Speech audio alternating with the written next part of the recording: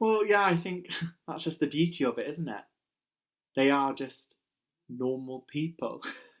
Oh, hi. You just caught me off guard recording my introduction for the Footlights Stand Up Showcase, episode 4. Well, since you're here, we might as well just get started. Hey guys, my name is Will and welcome to episode 4 of the Footlights virtual stand-up showcase, and it is our final episode in what has been a really wonderful series of great live comedy from our students and alum alike. So I really hope you've enjoyed the series, and I really hope you'll enjoy the episode tonight. Now, obviously goes without saying that all the sets that you're going to see were recorded before the lockdown, okay? So don't cuff me yet.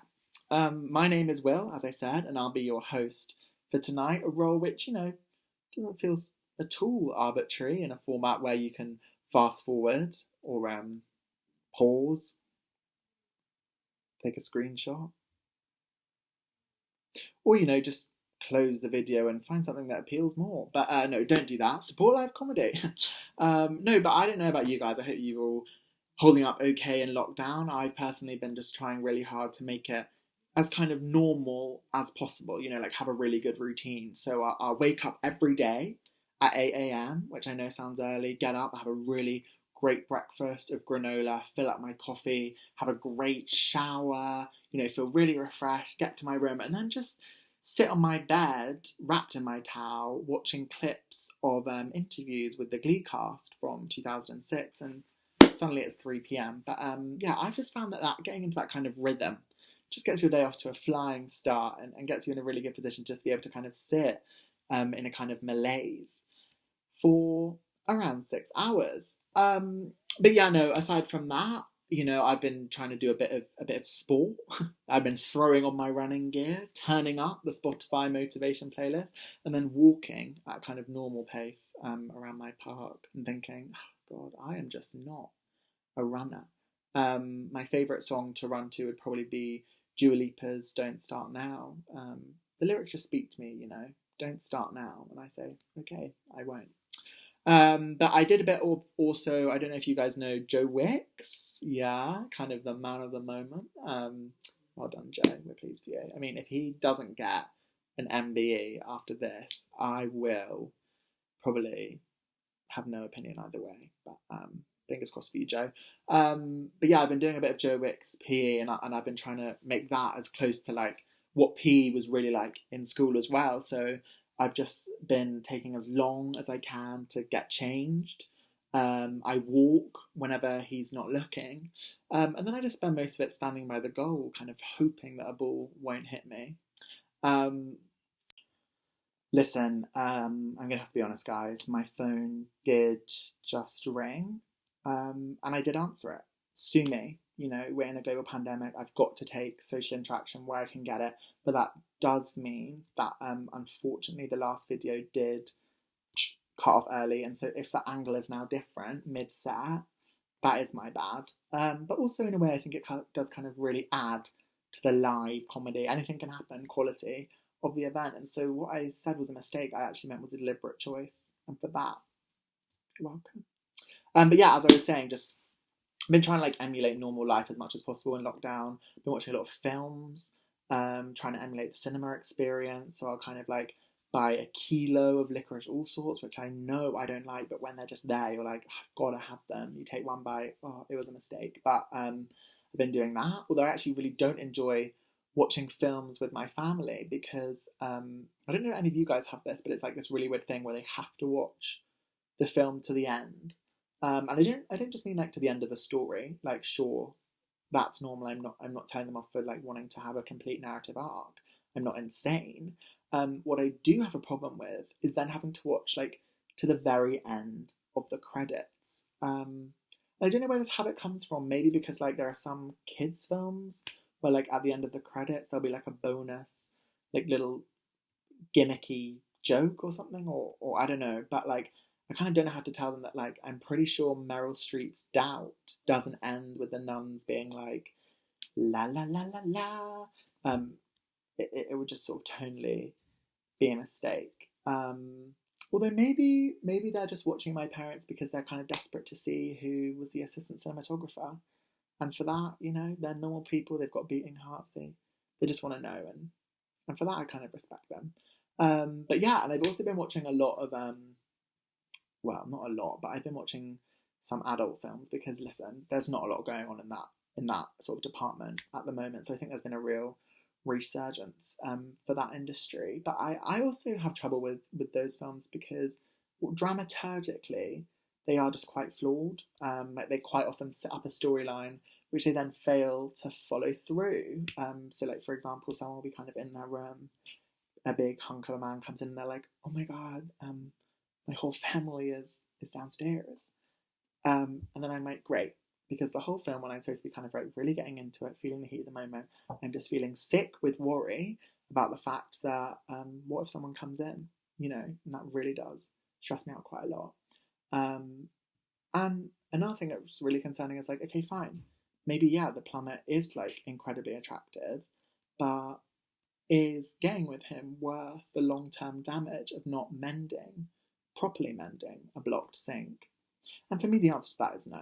But, you know, each their own. And now I think it's just really time, guys, to get the party started like crazy, to amp it up a notch. Okay, so let's get ready for our first performer. Rachel Loughran is a Scottish comedian who has just completed the English Tripos at Wolfson College. Well done, Rachel.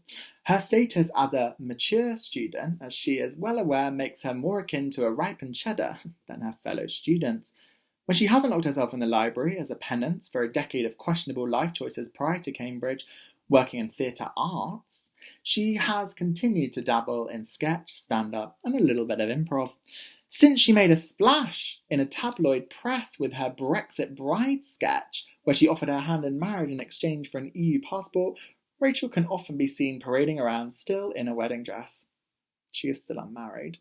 Rachel's comedy treads a fine line between fiction and reality, and she'd like to dedicate her performance tonight to her BFF for life, Sarah McBride. So put your hands together for Rachel Loughran.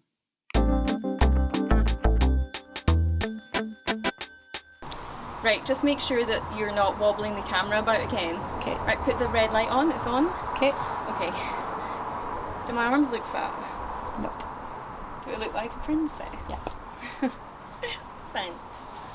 Okay, get started. Hi, I just wanted to say a big congratulations to the new Mr. and Mrs. McBride. Sarah, I am so sorry that I can't be at your wedding today because you picked Jessica to be your head's bridesmaid and not me, even though you've only known Jessica 2 years and you and I were basically sisters. But anyway, since I can't be there, I thought what I'd do was record for you my bridesmaids speech that I would have done at your wedding. So here goes. Oh, it was supposed to start with Beyonce Single Ladies, and then I would have like made my way to the head table, like dancing and stuff, and just, you know, getting everyone involved. So yeah, so that would have happened. So all the single ladies, put your hands up. So yeah, and just keep them up. I just want to suss out my competition. And single men, put your hands up. Single men, put your hands up. Single men, put your hands up. This is a hostage situation, okay? I am very single, and you know, it's hard being single. All my friends are getting married, and you know, I'm older than I look. It's true. I just celebrated my 30th birthday 2 years ago. Thank you. And I may not have the wrinkles to prove it, but I've certainly got the emotional baggage. There is no doubt about that. You know, when I go to an airport, I'm fully anticipating the air hostess just to take one look at me, and she'll be like, oh, I'm so sorry, madam, but I just don't think we've got room for you and all of your baggage. package, and I'll be like, I know, take me to the hold. It's where I belong. 3 hours later, you'll just see me trundling around on the carousel, like, why does nobody want me? So, it's hard. It's hard, and I want to feel what my friends feel, but I'm very single, as I said. And you might be wondering why I'm wearing this dress. It's not because I'm desperate, that's just a coincidence. I'm wearing this dress because I thought tonight I might be able to experience a little bit of what my friends experience on their wedding day, what Sarah is experiencing on her wedding day. Standing up here in front of a room full of people, half of whom you either don't know or don't want to be here. Hi, Jessica. And the other half of whom you've slept with, and that would be exactly like Sarah's wedding. I'm very empathetic. I want to feel what my friends feel, and it is not the first time I've gone the extra mile for a friend who's getting married. I'll tell you a little story. I used to work in an office, and we did officey things like dress down Fridays, don't fuck your boss any days, which actually the latter worked out surprisingly well for me because my boss was Sarah's head bridesmaid, Jessica! Ah! And guess what? Jessica was getting married! Ah! Well, I thought, what can I do? What can I do to celebrate the big day I'm not invited to? I know what I'll do. On our next Dress Down Fridays, I'll wear a dress. A wedding dress. So in I go on Dress Down Fridays in my eBay wedding dress, and I'm like, all the single ladies, all the single ladies, all the single ladies, all the single ladies. But yeah, she really didn't like it. So, I thought, alright, well, next Dress Down Fridays, I'll play by the rules. So in I go, and I'm standing in front of a room full of people, half of whom I either don't know, don't like, or have slept with, and yeah, she still didn't like it. So I just pulled my dress back up and gone with my spreadsheets. Oh, Sarah. I suppose I should finish now. Jessica probably has to do her speech, and yeah, you better want to get that out of the way quickly. You know what she's like. So before I go, there's just one more thing left to do. Mum, there's just one more thing left to do. Mum, the bouquet. Mum, good.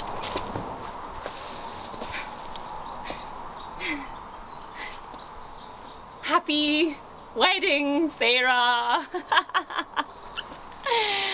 Okay, should we just go now? Can we get like a chippy or something on the way home? Thanks, Mum.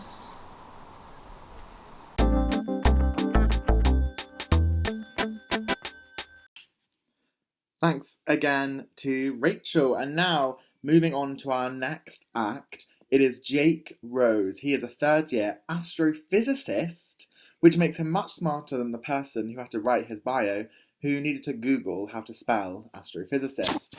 Jake has written for Scratch Nights and sketch shows, and his talents go as far as being a show's robotic expert. But unfortunately, guys, there are no robotics tonight, given that this is a virtual smoker, unless, of course, you count the laptop that you're watching it on. This set is from the Rag times Footlights smoker, so Jake is also a philanthropic astrophysicist, which makes his bio incredibly stressful to read out. But I did it. And now, enjoy. It's Jake!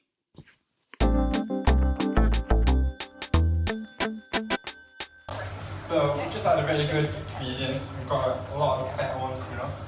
I thought I would lower the expectations with a PowerPoint. Now, as you can see, it's a very nice PowerPoint. It's got a theme. But what you don't know is that I gave this presentation a few weeks ago, and I didn't like the introduction. So I left myself a note to redo the introduction. What you also don't know is that I came in here half an hour ago, and I saw this.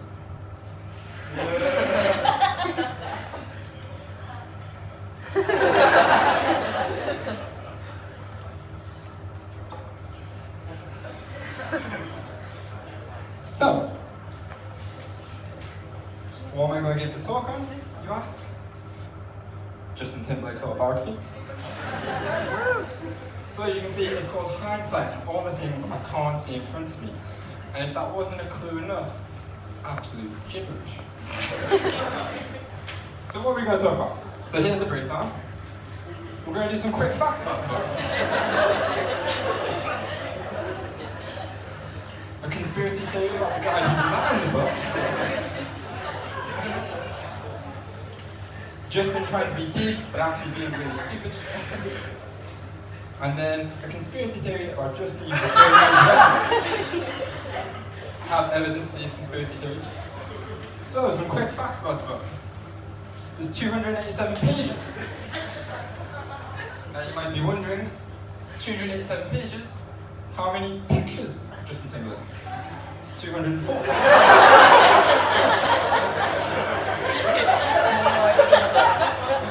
That's 1.4 pictures per page. Now the obvious next question is, when you know how many pictures of Justin Timberlake there is how many pictures of him in hats are there? And there's 70. Now the next obvious question again is, Jake, do you have any favorites? Yeah. So this is Justin trying to read some lyrics, but he hasn't realised he's illiterate at this point. Because I've read this book 6 times now. He is illiterate. He can't write. Here's a picture of Justin trying to play the drums. He hasn't realised he has to stand behind the drums. He will get there eventually. I'm pretty sure he's a musician. And then there's this picture, which is him and his wife. But I've read this book 6 times. That's not his wife. That's a model who was available on the day. Okay, so now we've got 70 pictures of Justin. What is the next obvious question? It is, what is the distribution of those hats? It's this.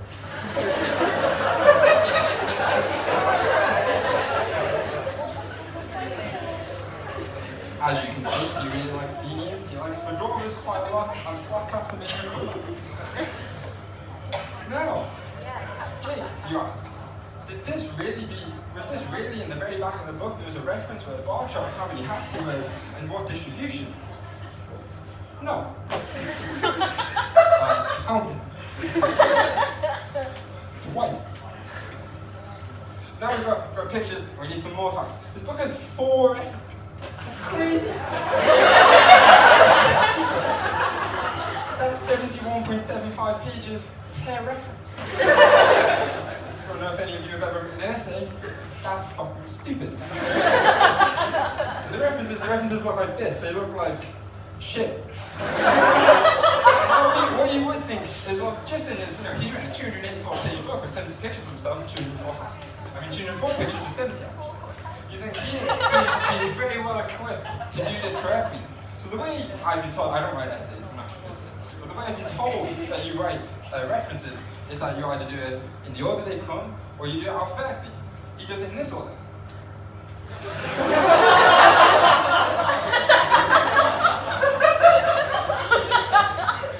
This book's meant to cost £20. I'm going for £4, not £5. The absolute thing you must know about this book is that it's real.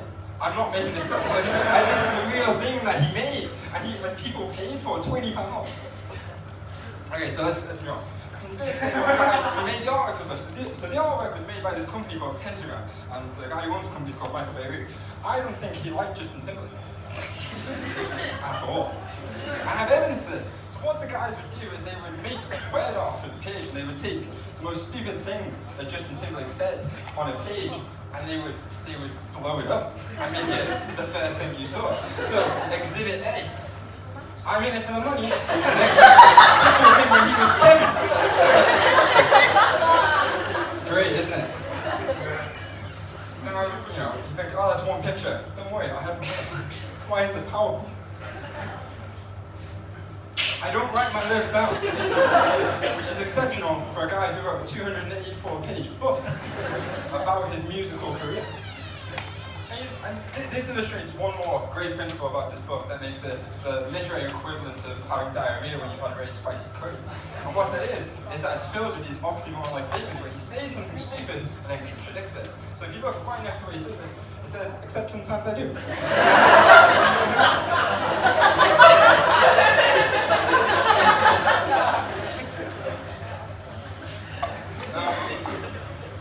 Okay, so the next bit is a challenge for you guys. So I've given this talk about 3 or 4 times now, and every time I do it, I time how long this next thing takes for the audience. So what I'm going to do is I'm going to put something on the page, and you've got to read it out to me.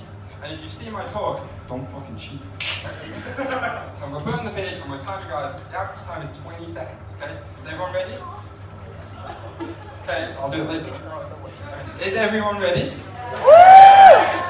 Okay. 3, 2, 1. What does that say? This book costs £20.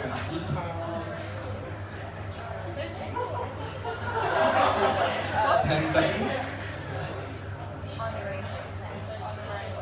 You shut up.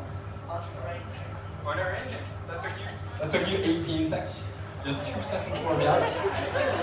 Now, the best bit about this is that it's, as I said, this is like watching oxymoron, like statements. What that is when arranging is part of arranging.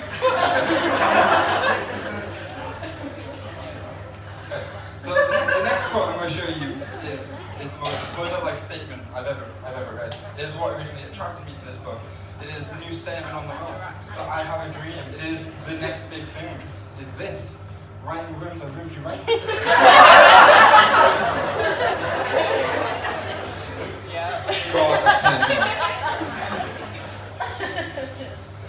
now we have, this is my proof of the conspiracy theory. So they knew they were doing it. So this is the funniest thing the Pentagon ever designed. They knew how shit this book was, and they did it on purpose. Deep notes.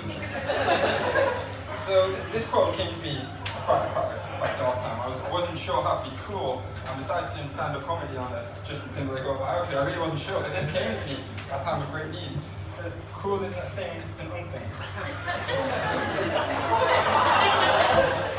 And then it says, cool isn't a thing, it's an unthing. And then it says, cool isn't a thing.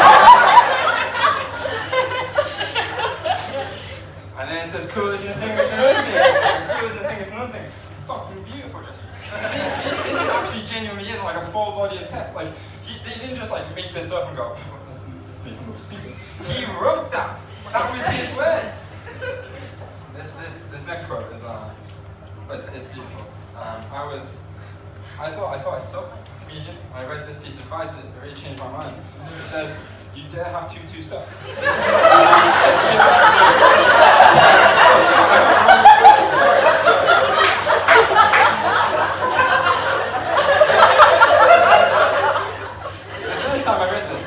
I thought I had a shirt. The second time I read this, I thought Justin Timberlake had a shirt.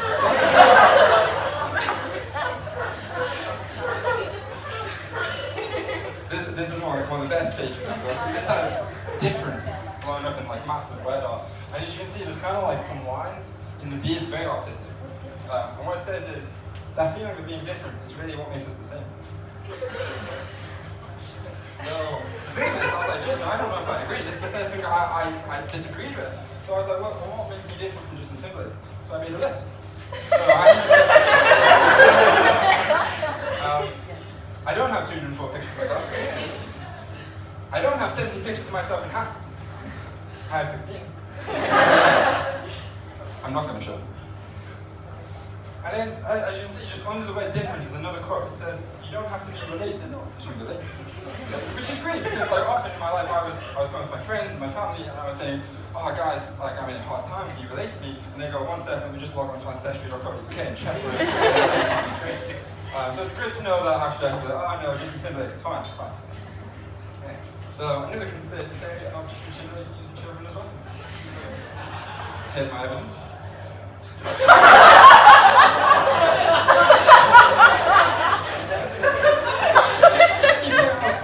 Details of this picture.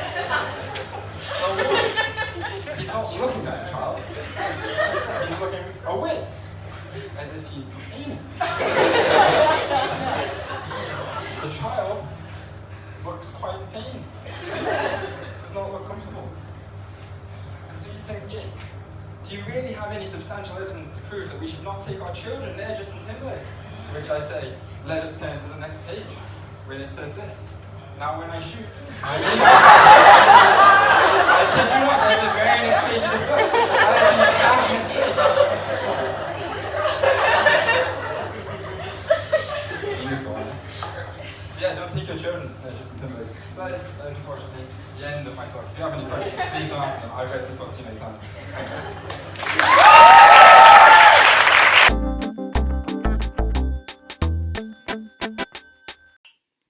And keep that applause going now for our final act. It's our headliner, the alum slot. And this week it is Laura Cameron. She graduated from the Cambridge Footlights and also the university in 2019. She studied English and so naturally has now gone in to PR. She's enjoying life as a working woman, although the novelty of wearing work clothes has started to wear off. She says that she would describe her stand-up as more of a kind of awkward rambling and is really looking forward to oversharing with the Cambridge audience once again. So enjoy. Here's Laura.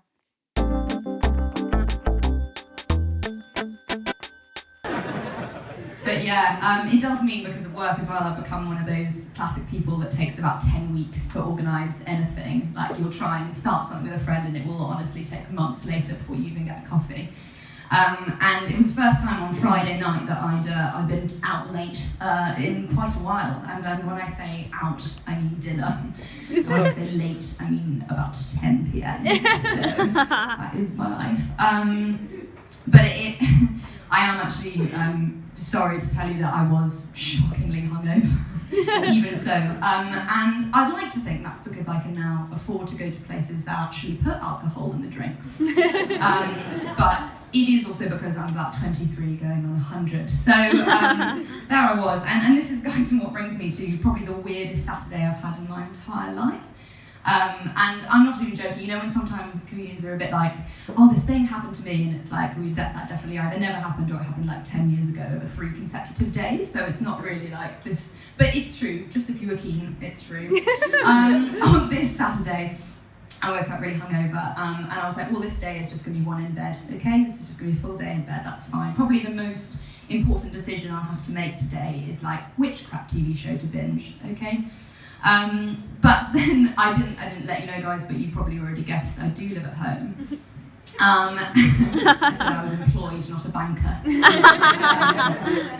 yeah, I'm living at home in London, and I was like, and the great thing about living at home, one of the great things is that I have cats. For me, anyway, that's a great thing. But there are upsides and downsides to this. The upside is that they're pretty much just like a soft toy with a heartbeat. Do you know what I mean? So they're quite comfy to just sort of have a snuggle.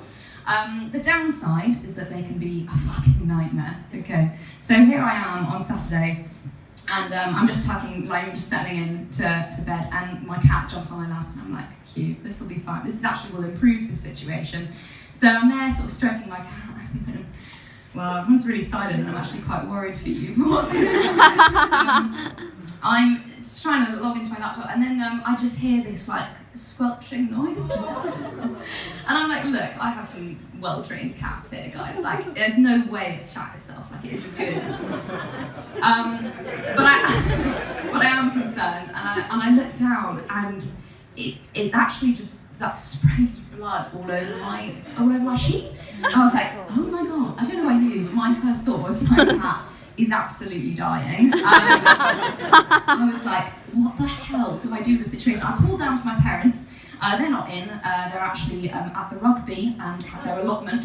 So that is the life I lead, guys, so I'm genuinely serious. And I was like, okay, no one is in. I just like grab the cat, I like run downstairs, I'm still actually in my pyjamas, but I feel like I can get away with it. Chuck a coat on, put it in this like, honestly the most like archaic cage I think anyone's ever owned. It looks like you're taking like a wild beast out. And I was like chucking it in the car, like drive off to the vet. And I'm also the shittest driver the world has ever seen. Like it takes me about 20 minutes to go like 2 minutes down the road, but I get there. And it's a Saturday, the vet is closed. And it's got a sign on the door like there's a 24-hour vet in Kensington. I'm like, great, well I'll just drive half an hour to Kensington, which, I mean, you might be able to expect was probably the poshest vet I've ever seen in my entire life. There are like poodles in there that are like perfectly shaped, and they've like cut their paw on their palace's roses or something. And there are like all these owners going around like looking at premium pet food and like, oh no, darling, I can't get that one. It made them really sick last time. Like, so not okay. And so I run in with this like mangy ass cat, chuck it on bed, being like, oh, help me out. It's just like bleeding out of its arse. I don't know what's going on. And they're like, okay, that sounds pretty serious. And I sit me down and I'm waiting in the waiting room. And then honestly, the most beautiful man I've ever seen in my life walks out. It's the vet. And he's there like, oh, what's her name? And I'm like, she's called Loughran. And I'm like, right, the cat. And actually, this is a side note. When we bought the cat, it was my sister's role to choose them. It was her birthday for some stupid ass reason. She was in her prime, like, teen intellectual phase. And so the cats that we were getting off of someone were called like Star and Sparkle or something, but she was like, I don't think so, and wanted to call them names of stars. So I'm not even lying, guys, my cats are called Lyra and Orion. Okay, and so we refused to go, but after a while we were like, it's even for us, that is just too posh. And so we were like, okay, we kind of refused, we just didn't call them, we just called them girl cat and boy cat, not gonna lie. And that goes the opposite end of the spectrum, because now whenever we tell anyone that, they're like on the phone to the RSPCA. And so I was there like, fuck, it's Lyra, finally, and then I was like, it's actually really close to my name, so. Anyway, I took the cat in and I was like panicking. And then he was like, probably something really bad, so we're just gonna like check inside, but it might be okay. And then he just bloody sticks 2 fingers right into my cat, and I was like, look, buy her a drink first. There I am, like holding this squirming cat, and then I think either it's that whole little experience there, or it's just finally hit me that I haven't eaten or drunk anything all morning by this point, and I pretty much threw up anything that I did have in my system the night before. When I just start to get either, I don't know what it is, panic attack, maybe just a bad head rush. And I'm just there, like, my cat is squirming away. I'm there, like, can't see anything. She's, like, practically about to faint. This poor vet is like, what have you brought in? Is it coronavirus? I don't know. I have to take a seat and then take some water. And then finally he sort of calms me down. It's like, did you hear anything I just said? I was like, no idea what's just happened. He's like, right, so the thing with your cat is, and this is when I start to panic a bit, because jokes aside, I fucking love my cats. And I'm like, what if it does die? That would be awful. And it's like, and the guy's like, okay, so what's happened is she's just got a little cut on her bum and she's just gonna be fine. I was like, are you serious? I just schlepped myself out of bed, hanging for this cat that has effectively got, like a paper cut on its arse? Like, it is totally fine. It is honestly, and she's looking up at me like, oh, sucks for you. And then I walk out and I have to pay £150 for my cat effectively to just get a bit of action from a sexy vet. To conclude, guys, I think we can all agree that actually I really would take this moment to look around and count yourselves lucky, because brand life, not all it's cracked up to be. So that's been me, and I've been tragic. And enjoy the rest of your life.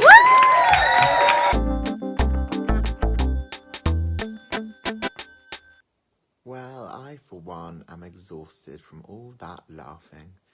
So, it's goodbye from me and goodbye from the Footlights. You can find us on Instagram, Facebook, or our very own YouTube channel for new content and news as and when it happens. But yeah, thanks so much again to Rachel, Jake, and Laura, our 3 fabulous performers. And all that's left for me to say is, night night.